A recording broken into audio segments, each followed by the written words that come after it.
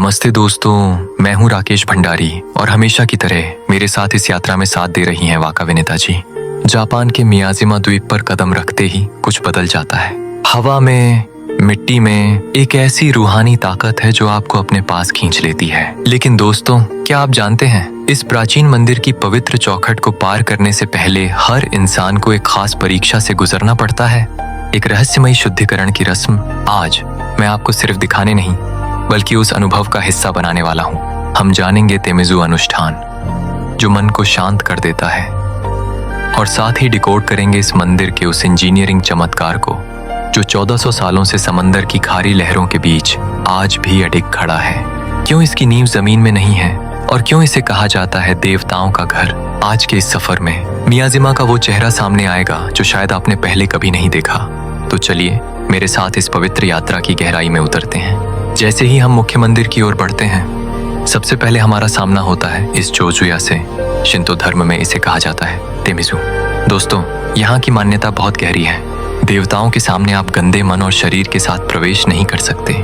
इस लकड़ी के करछुल को पकड़ने का भी एक सलीका है।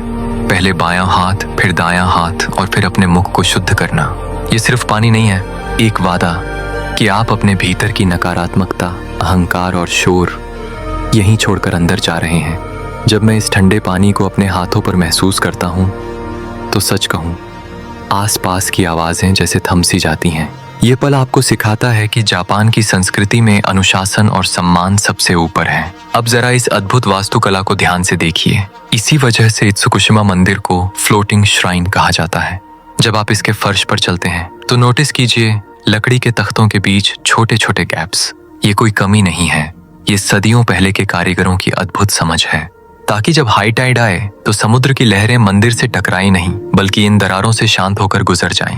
और ये जो चटक सिंदूरी लाल रंग आप देख रहे हैं, इसे कहते हैं वर्मिलियन। ये केवल सुंदरता नहीं, पारे से बना ये रंग लकड़ी को सड़ने से बचाता है और मान्यता है कि यह बुरी शक्तियों को दूर रखता है। यहाँ का हर स्तंभ, हर कोना विज्ञान और आध्यात्मिकता की एक साझा जीत है।